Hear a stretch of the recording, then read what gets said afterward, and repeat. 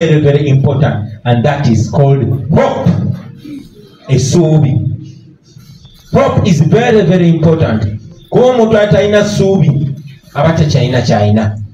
Kati oluvannyuma lw'okuyiga ebintu ebyo byonna tubijje mu myaka giri tubikomyewo now, because this is where we are today. This is where we are today. Let us understand, having learned kuba kikulu nnyo ne muyiga lwaki muli involved in this. Tokera bukezi ku makya n'onyiga.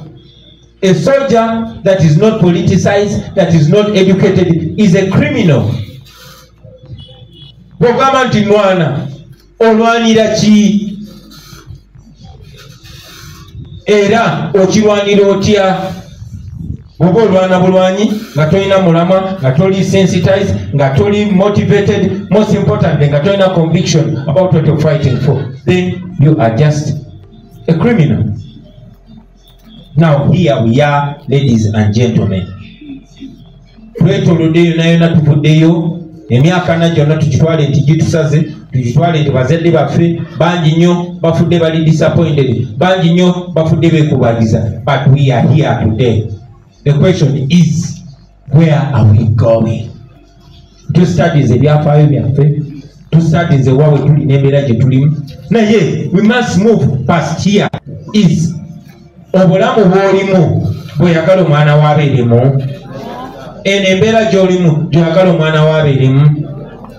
Then bw'oba si gy'oyagala omwana w'abeeremu, olina okutubuulira oyagala abeere mu mbeera ki? Si just saagala mbeera eno koye embeera embi, tekikomaawo. What next? Kiki ekiddako?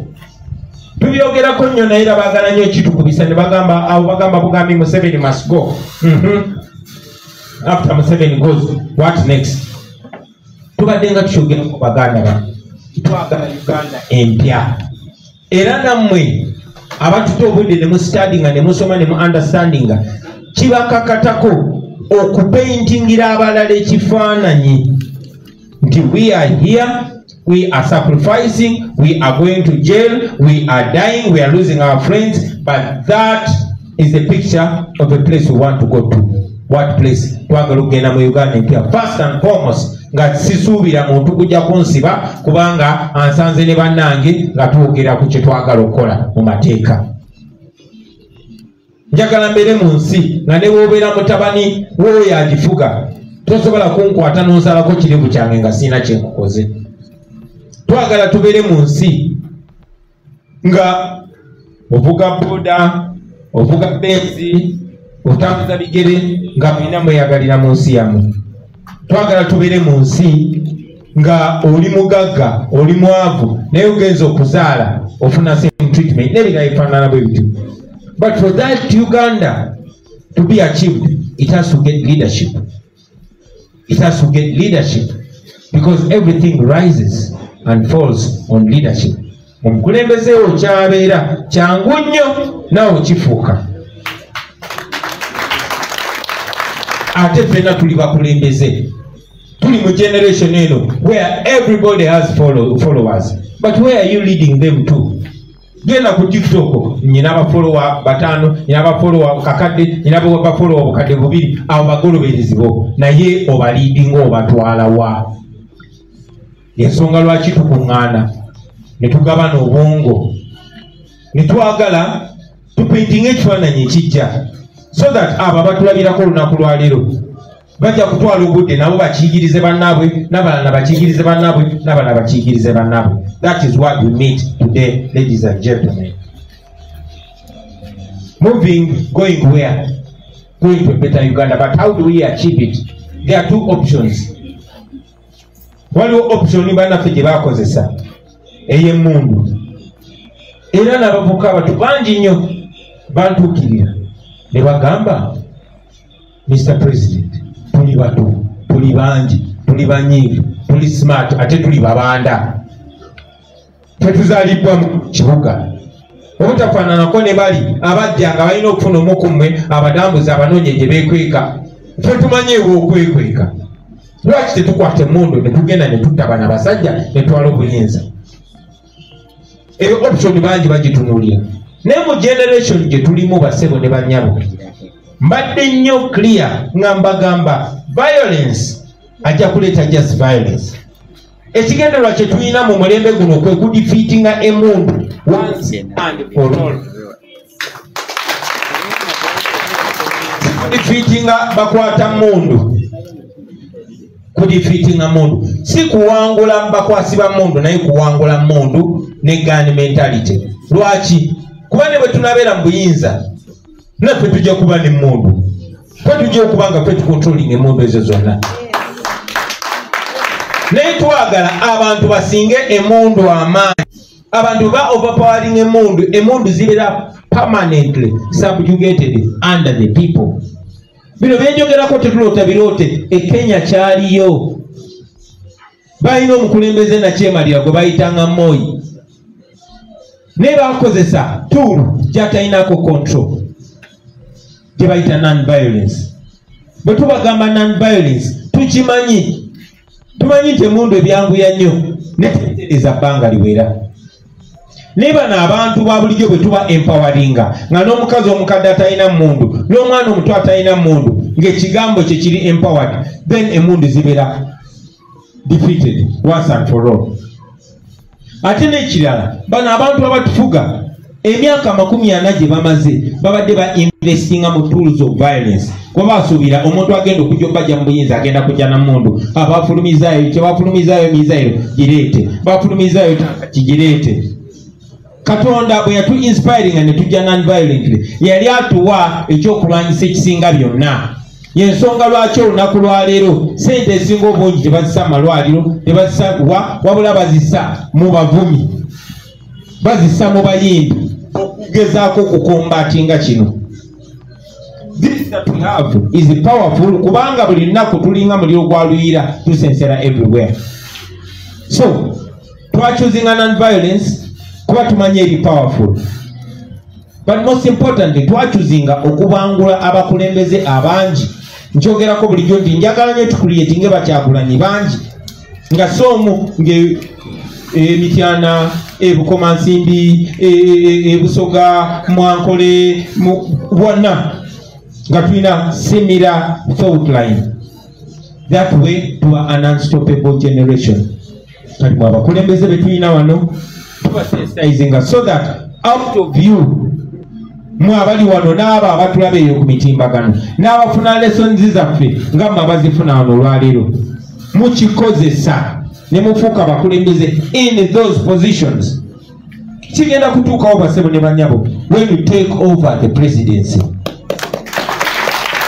Naye nga tonaba kuba mu ngalo njagala naawe kikutabanye ng'okirowoozaako nti how about down here, obukulembeze bwaffe bulina kuva wansi nga bwambuka, si kuva waggulu nga bukka wansi. Therefore twetaaga omukulembeze nga lowooza nganze ku levo y'ekyalo, nga lowooza nganze ku levo y'omuluka, nga lowooza nganze ku levo ya constituency, nga lowooza nganze ku levo ya district, nga lowooza nga ggwe kwezo levo zonna, nga tulina common thought line titwagala kola ki, what we want mukimbyeko mu luyimba. Twagala number 1 okudestroyinga dictatorship permanently, okuginafuya n'okugisaanyaawo. But number 2 awo mulimu gwaffe gujja kuba gutandise ogw'okukola ki, ogw'okuzimba Uganda empya. Naye okuzimba Uganda eyo tulina okuba ffenna nga tumanyi intention, ffenna nga tumanyi omulamwa. That is the reason why we connect most of the times. Ze ndi musanyufu nnyo basebo ne banyabo nti tusinkana ne tuwuliziganya ne tuconnectinga ne tufuna essuubi. Nja kumaliza n'ebino ebigambo nga nva waggulu nti mmwe abali wano oyinza okuba confidence ogifuna ng'oli wano, naye bw'ogenda eyo n'oggwamu amaanyi nga confidence ogiraba olina Kyagulanyi, ne bw'ova wano n'olowooza nti Kyagulanyi ye wanjawulo gwe tosaanidde.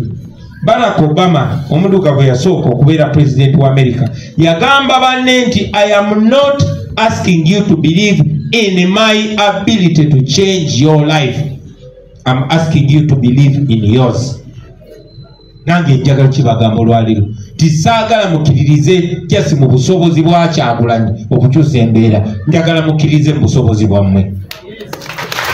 Kiririza mu busobozi bwo nga ggwe kati oyimagininge nti abantu 150 nga beekiririzaamu nga basimbudde buli omu ng'agenze kugula bwongo bw'abalala. That is so powerful. That is so powerful. Yensonga lwaki ensi yaffe olunaku lwaleero abatufuga bali confused kubanga balaba eggwanga eri moving forward. Njagala nnyo basebo ne bannyabo ekiseera kituuke ne bwe mba siiri nammwe naye nga tumanyi nti eyo ensigo gye twesimbamu egenda kutambula etambule. Eyo garanti gye tusobola okwewa ffe nga ffe tumanye nti it does not end with us. Wabula ffe tulina just omukisa, we have a golden chance okukola impact ey'amaanyi. Kijja tuweesa ekitiibwa, kijja kuweesa abaana baffe ekitiibwa, but most importantly entambula y'obulamu bwaffe oba trajectory. Secondly, basebo ne banyabo, omusajja oyo yennyini abagamba you are the change you are waiting for. Not your leader, but you are the change you have been waiting for. And it's possible. Very, very possible. Bagulunga mbagamba nti tubyogera wano naye ofuluma wali bwenoga naye kale president waffe tumwagala naye bannange bano abasajja okuva eno neeri nsanze badeployinze kinaasobola kinaasoboka. Baganda bange omusajja gwe bayitanga Nelson Mandela yali talwana n'abaddugavu, yali talwana ne bano abasajja bano abakayiga n'okusiba engatto.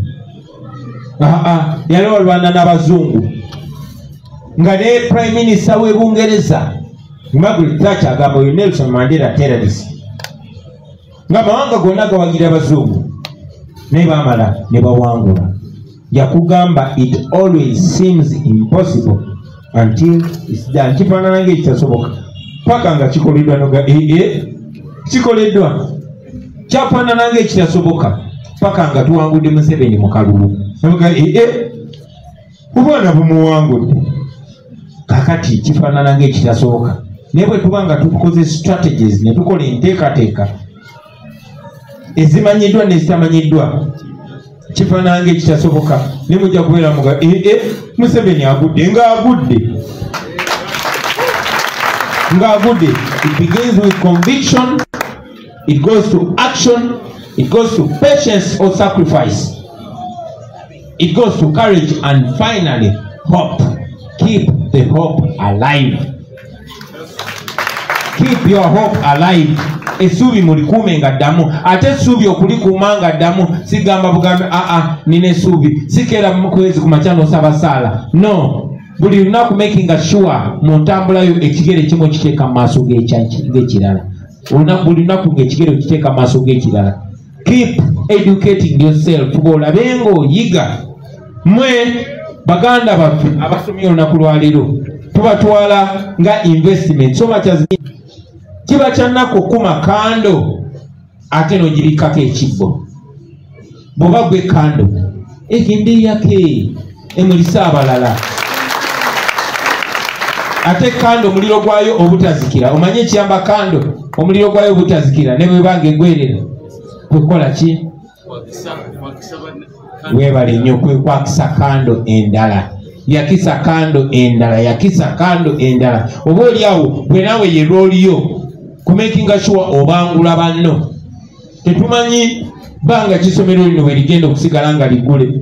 Kuba buli lunaku batya ne baga buli lunaku baagala okufuna engeri gye batusitopinga. Naye gwe buli abadde wano tofuuka musomesa wabula fuuka ssomero. Fuuka ssomero. Tukole kino ekintu so that tutuuka myaka 5, 10, 15 nga tuddamu ne tusinkana ne tugana naye mmwe mulaba bwe twakikola tutya nga